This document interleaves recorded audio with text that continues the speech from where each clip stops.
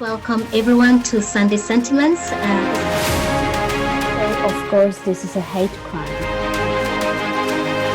And if she's found guilty, then she has to face the consequences. They normally end up killing some particular kinds of people. It's a violation of human rights. That's a very traumatic event. So I just wanted to ask the panel about their own opinions on this topic. Right. Hello, everyone, and welcome to Sunday Sentiments. Sunday Sentiments is a segment on our channel where a panel comes together and discusses current events and hot topics from all over the world. Please be aware that the views shared on this panel do not reflect the views of Four Wings as an organization. These are everybody's personal views and opinions on the certain topics that we're talking about. Today's topic will be introduced by Keshi. Thank you, Shakira. So the next topic is about Penelope Jackson, a 66-year-old woman who knifed her husband of 24 years to death after they quarreled about food that is called bubble and squeak. I'm sure our British viewers and panelists know what that is. So when after killing him, this woman called the 999 operator and said that he was bleeding to death, hoping that he was bleeding to death with any luck. And then after being arrested on suspicion of murder, she's allegedly replied, "It's murder now, not attempted murder." Oh, good. So this woman lately was jailed for more than 18 years for killing her husband, murdering her husband. But according to the case, she claimed that he had abused her both mentally, physically, and verbally. So like all these culminated to her killing him on that day. So I wanted to ask you people, how do you feel about this story?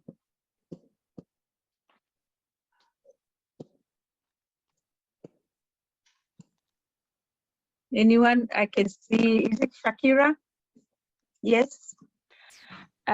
Personally, I am usually very much on the women's side of this, like for obvious reasons. If she's saying that he's been doing all these things to her for a while and she just ended up snapping one day because, I don't know, maybe he said some kind of comment about her food or did something that day where she was just like, I can't do this anymore, and just snapped. I don't understand how that leads to her getting 18 years in prison if she's been going through this stuff for a while. She's been saying that she's been verbally, mentally, and physically abused by this man. Like, how does that lead to 18 years in prison? Couldn't they argue self-defense in this case if she knows that he's going to keep abusing her? Like, it's not like he's going to stop all of a sudden just because she got angry. I don't know. Yes, thank you, Shakira. But the judge did say that she sounded unremorseful, and this also sounded like a planned event. She had planned it, so she didn't sound like she cared that she had killed someone. So was killing him the only way out of her getting from this abusive relationship? So we'll ask Shiro to make a comment, and then we have Jamila, and I suppose Shiko. I can't see all the, yeah. So Shiro, please. It's Catherine, by the way. No, my hand is not up. Okay, Catherine. Shiro, Jamila, and Catherine. When I read the story, to me, it just sounded like cold-blooded, premeditated murder. Having been a victim of domestic violence myself, I can understand domestic violence, but if you read the story, she even told the 911 that she was aiming for his heart, but he doesn't have one. She just sounds cold-blooded. Even if she was a victim of domestic violence, I believe the best thing is to get out of the situation and not to murder somebody. To me, two wrongs don't make a right. That's my opinion. I don't think she should have killed him in such a cold-blooded way. How about walking out?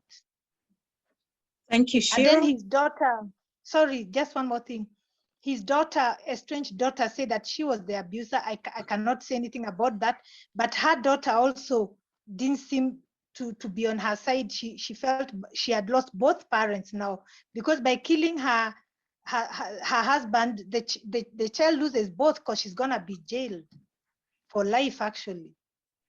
Thank you, Shiro, for bringing in comments from the stepdaughter who says that Penelope was the abuser. But on the other hand, his brother defended her, claiming that she had been pushed to her limits. And he says he has been also a victim of his brother's anger and violence, and says that she was alone and he was going to speak up for her because nobody spoke up for her. She appeared to be the monster in the relationship, but he knows what she went through because nobody has ever stood by her side. So that's the brother of the victim. So Catherine? Yeah, I mean, this case, of course, is very tricky because we know so little about what really was going on. But a report in England has found that the law in regards to these cases and the way it's applied in England and Wales is quite unfair. And a lot of women get convicted for different reasons. One of them is that, for example, women are weaker than men. Men kill often with their hands, you know, they beat, they strangle, whereas women are weaker, so they use weapons like stabbing. And when you use a weapon, that already gives a higher sentence. Then it seems that the cases are never properly investigated to really understand the abuse that was suffered and the consequences that came out of that abuse. There seems to be a lack of training for the police, for lawyers, and for judges to properly understand the background, because, you know, like Shiro was saying, why don't they just leave? But we don't understand the situation, and then, you know, family sort of comes in and says, oh, no, it was her, or no, we never saw abuse, because often women are ashamed and they hide it, they cover it, so it doesn't come out. And another point which was interesting, I thought, was that a lot of women plead guilty because that gives them the chance of getting a manslaughter sentence, but it doesn't give them the chance to be acquitted. And so therefore, it might be another reason why too many get into prison, even if it's not on a life sentence, but on 2 long sentences, because they decide to plead guilty straight away because they're fearful of getting a life sentence. And the last point is that apparently when this happens, women pushed to that limit are under shock. And so what they say in these moments when they get arrested by the police is under shock and might not have anything to do with what they would have said if they were under normal circumstances. But what they say in the first hours or right after they've been arrested is taken much more serious during a trial than what they actually said later on. So there is an inbuilt injustice in the system. And yes, there probably, you know, we can't say all women are not guilty. I mean, sure, there are women who murder men, but I think there is something built in our, at least in England and Wales, in the system that sort of puts them into prison unjustly, or also for too long. The sentences are too hard. And just, you know, because I always like to bring in my statistics, I found that from April 2008 to March 2018, so within 10 years, 108 men were killed by women. At the same time, 840 women were killed by partners. And so that also shows that the problem is in many different ways, and a lot of more women get these life sentences compared to men, even though they have a much higher murder rate. Thank you, Catherine. You mentioned many points, but one point that stood out for me is how many judges, policemen, and people involved in such cases really do not have information about the subject or how to tackle it and how to look at the evidence and so on. And to add on to that, I would add on the jury, because according to a solicitor involved, he said that jurors are not actually schooled as to the impact domestic violence can have on such a person who actually ends up doing that. But we'll continue with the discussion, and this time we'll ask, I think it was Kirigo, McKenna, Jamila, in that order, and then Shiko. It was me before Catherine. Okay, Jamila, sorry. Sorry, I just forget my points easily. But one of my points was actually about the kid. I personally believe that when you ask a kid an opinion on abuse, they think they know the whole story because they're in the house, but a lot of it's actually hidden, especially by the mother, because they don't want their child to be involved with it. So they have a standpoint of, oh, my dad is good, a good guy. He's done everything. He's raised me, when he could have done that, but he's not doing the same with your mom. So when people listen to like, oh yeah, the kid makes sense that she was the abuser, when she might have shown the fact that she retaliated, but she didn't want to show the weakness of her being beaten up by him. So that's why like sometimes listening to the child is not really the best thing unless they were also abused by him. But if it's not, then the mother's most likely to not tell the kid or show the kid that that's happening because it could traumatize them. And then my other point was that this guy literally, I'm sorry, if someone's abusing someone for years and years and years, even though you could just walk out, he could be a very evil person, because she also said that he mentally like abused her and verbally. Hearing things from him over and over again, nasty things, because people, they can go really nasty with what they say. Even though a physical abuse is horrible, when you add that type of verbal abuse on top, you hear stuff and it goes into your head and you listen and listen every time he says it, and then he's beating you up at the same time.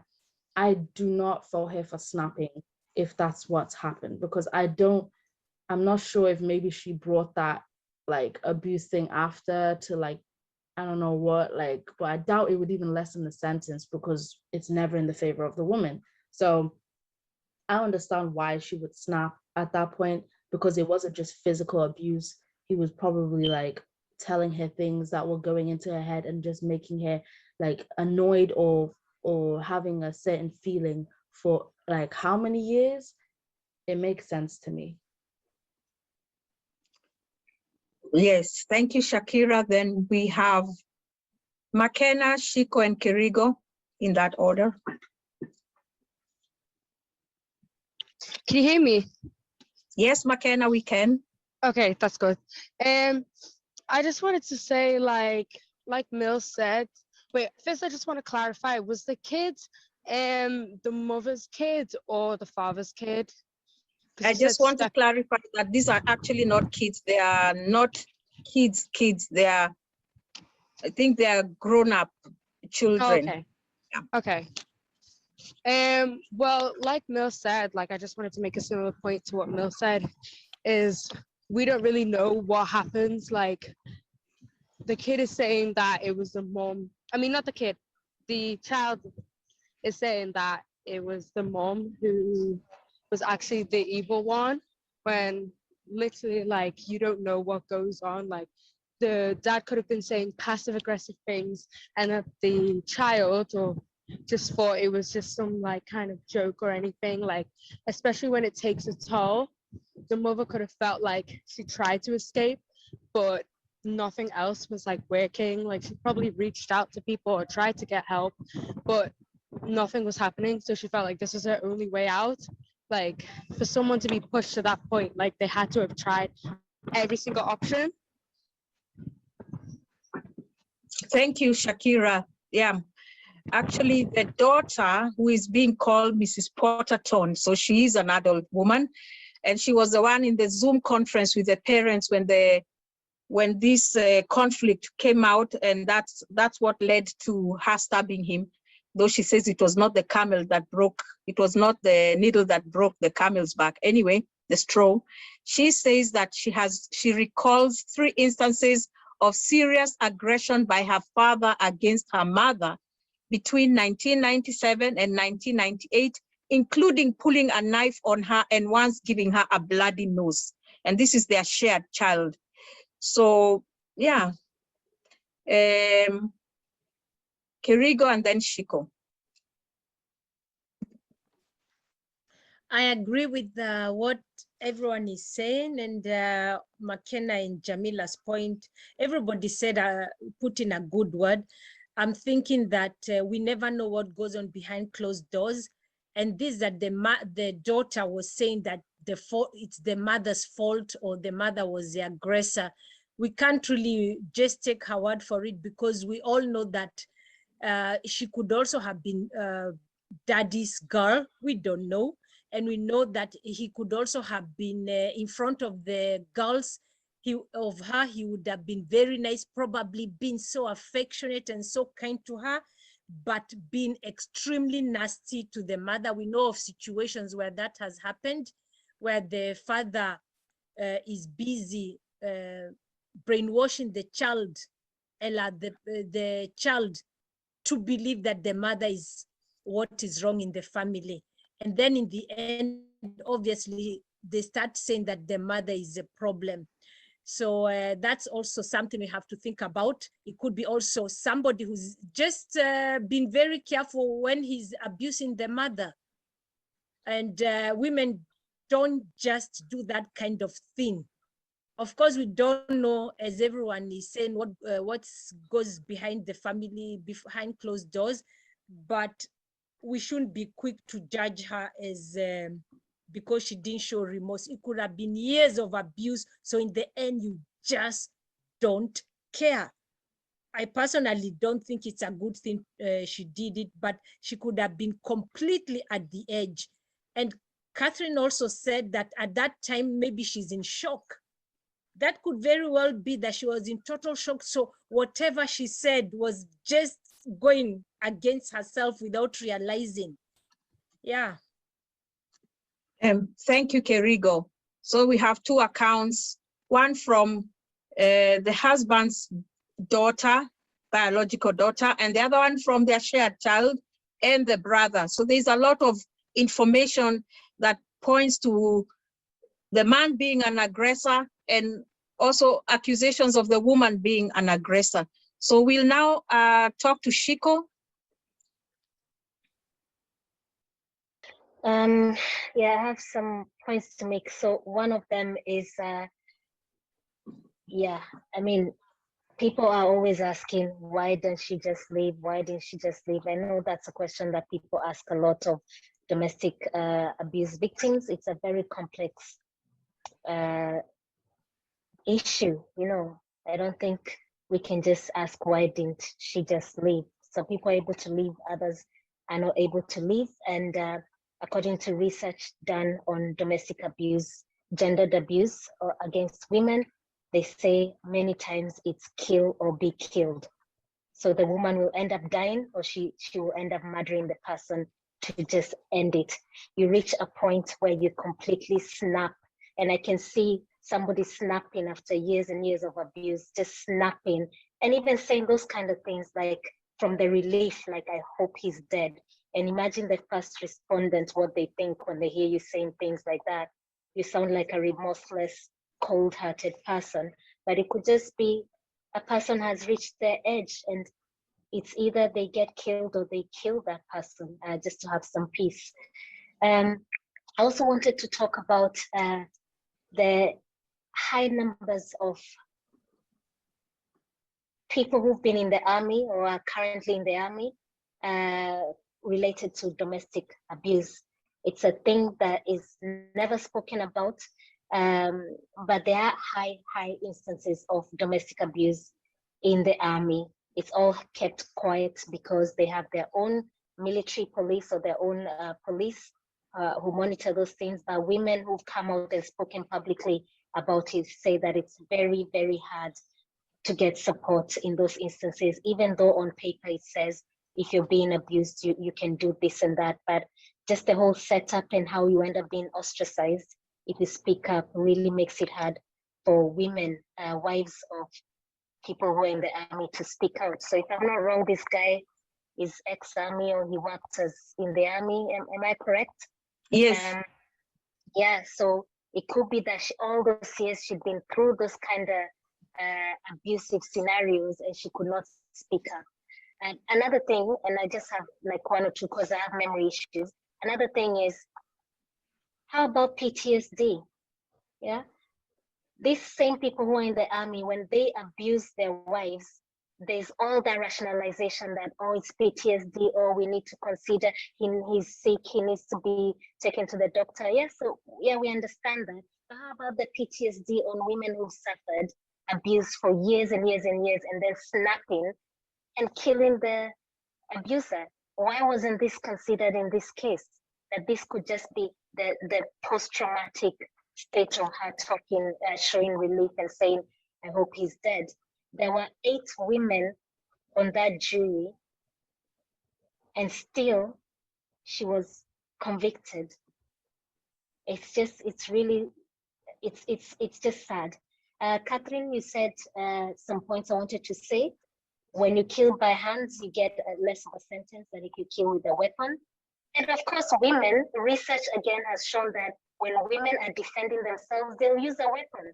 So obviously a woman who is trying to defend herself or is in some scuffle or a fight with a man will pick up a weapon to use it. And then in that case, she gets a harsher sentence. It's just a very unfair criminal justice system against women.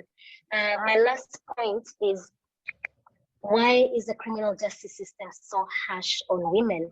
Why do women serve harsher sentences for things that really you expect some sort of, I don't know. Let me give you a story. This is very recent. A guy called Anthony Williams killed his wife in the UK, and part of his defense was that it was anxiety and depression from the lockdown that made him do it. Guess how many years he got?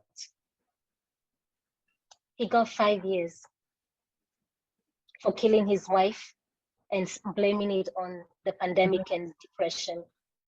So here's a woman who claims she's been through domestic abuse for several years.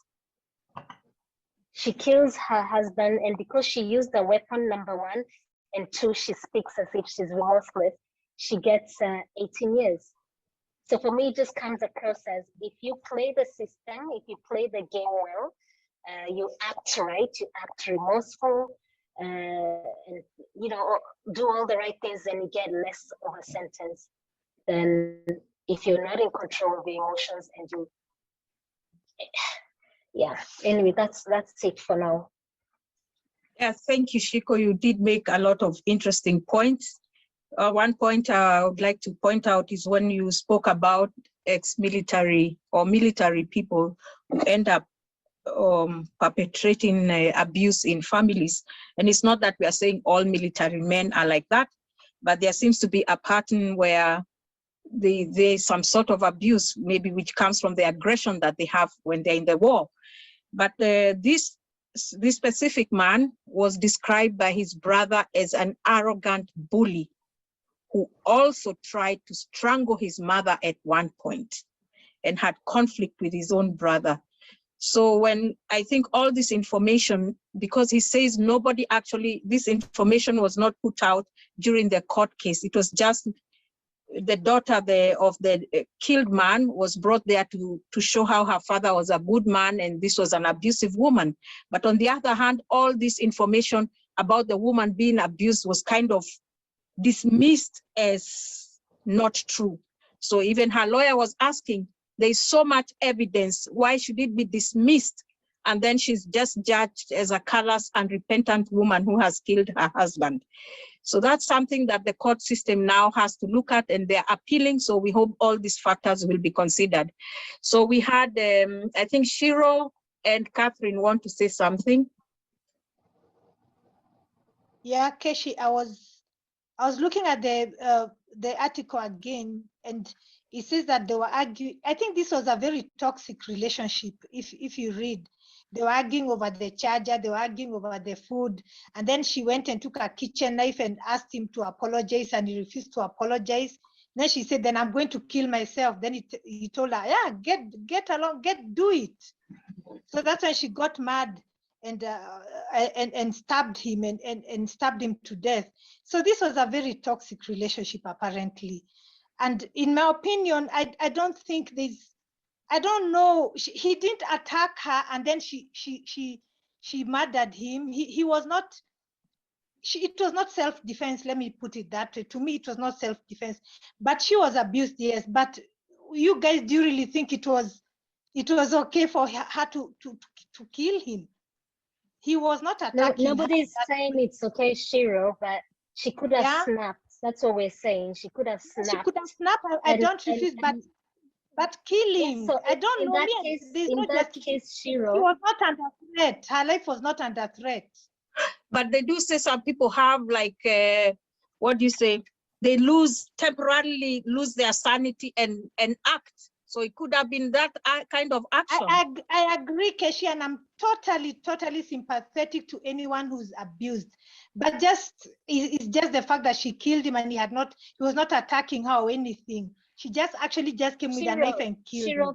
Can I just say something? We all know right now we know, we've all agreed, I think globally, that abuse is not just physical abuse. If the guy is standing there taunting you, saying to you, yes, go ahead, why don't you get on and kill yourself and whatever, I can see somebody snapping and just losing it temporarily and going for it and getting into a post-traumatic state where they're saying this kind of things she was saying. And also, for me, I think the sentence was harsh.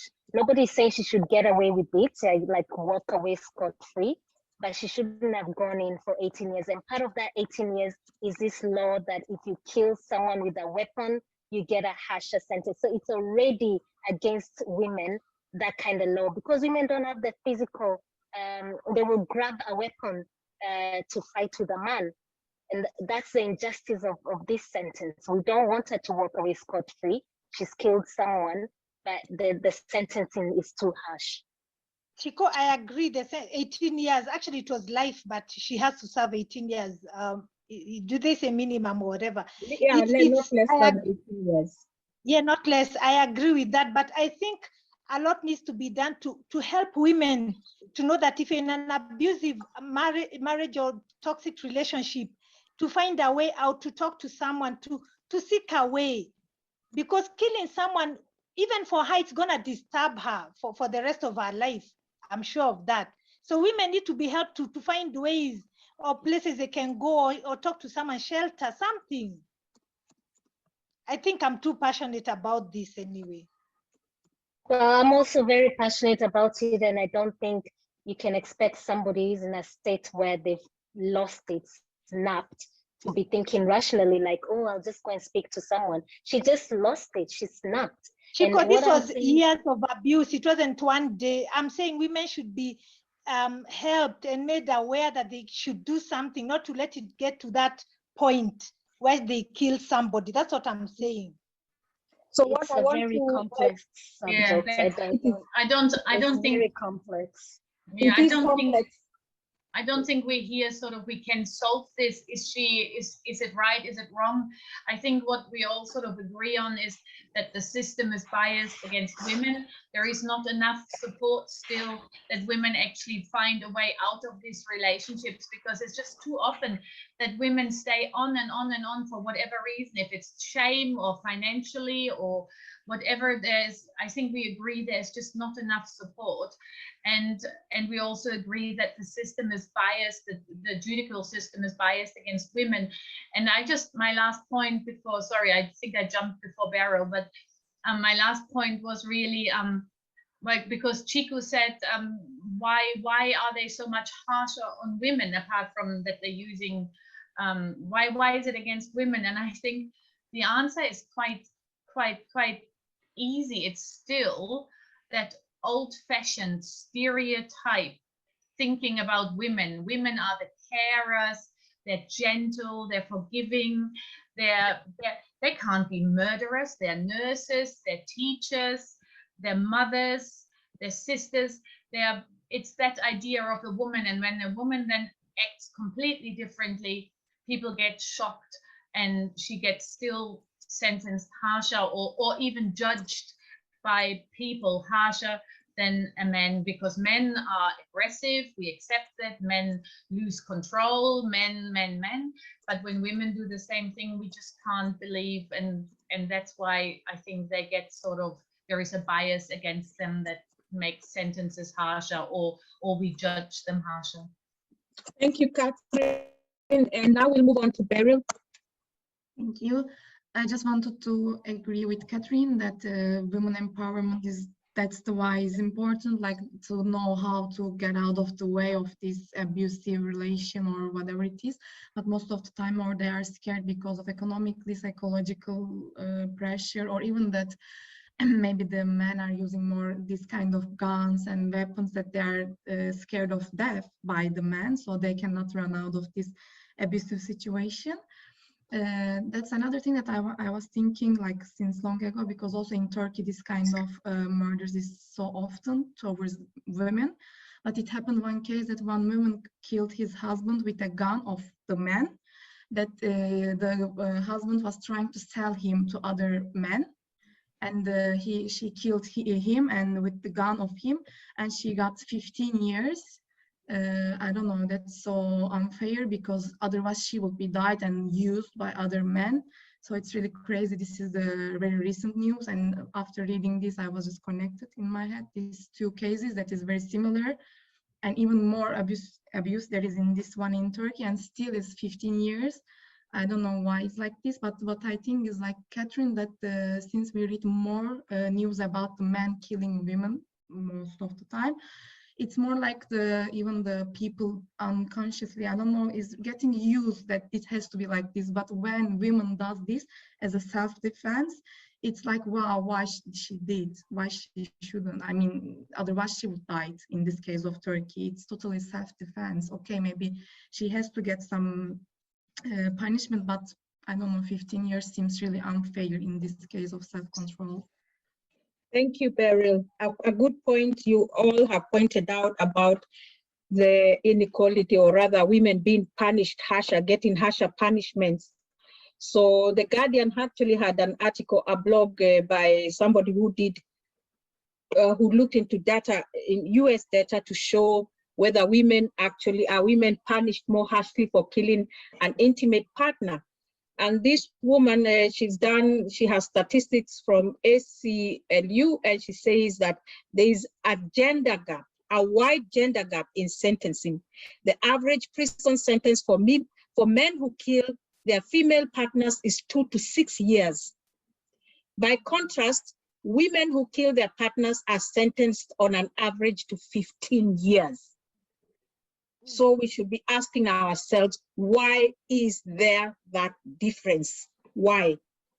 Why is it that women are, and we know in most cases, people who perpetrate domestic violence usually are men. So why is it that women get harsher sentences? This is a question we should all be asking, and our panel has asked, and some explanations have been given of what society expects of women, women's role, and people expect aggression from men, but still at the same time, this is a very unfair, what can you say, phenomenon in society. So this is a question people should be asking themselves, and not just that whether this woman, the details of this case, actually, we really don't know, but we have seen different angles from different people who have talked about their relationship. So I don't know if there's anyone else who has a point. And if not, yes, Shiko. I've just put a couple of articles for you guys to go and read. It's something I wanted to talk about on this session, but we've run out of time. It's about this case of Sally Challen, who was convicted of murdering her husband. It was a case of like this one. years and years of abuse, including coercive control, and she snapped.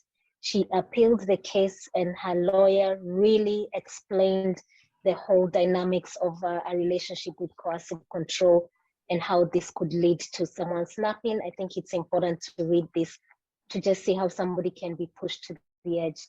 And there are many women who go through abuse. Many of them are even middle-class professionals from backgrounds that people, think abuse doesn't happen, and they're ashamed to come out and say I'm being abused. So they'll stay there and carry on, living in the abuse and presenting a different face to the public or to their kids or to whoever. So it's just a very, very complex thing, domestic abuse. But do read these 2 articles. It's going to be an eye-opener in terms of where the law is going these days. And the government has asked for the lawyer to review this case and to give them some recommendations in cases of abuse when you've been, killing someone when you've been abused for several years. Thank you, Shiko. And I would also urge you to read, I'll share the screen, the article I was referring to in The Guardian. It actually refers to a case of a woman who, when she was 16, she killed a man, and her reason was that she was being sex trafficked, and she was recently exonerated. And so this brings about the question of women getting harsher sentences and why, and the statistics that this woman found. I don't know if you can see the screen is sharing. Yeah. So it's in The Guardian. You can just Google the story. Are women punished more harshly for killing an intimate partner? And this is, the context is the United States. So I think we'll end the story there. But we do know that this problem of domestic violence and people killing their partners is not going to end. But it's good to have these discussions and highlight the issues that we find curious, like the point of women getting a harsher sentence than men. I didn't know that. I had an idea, but I didn't know the difference is so big that a man can get 2 to 5 years and a woman minimum 15 years. So it's something to think about, and we keep having these discussions, and probably, it can lead to something else. So thank you for joining. And we ask our viewers to like, subscribe, and share our videos, and and tune in next time for the next subject. Thank you very much.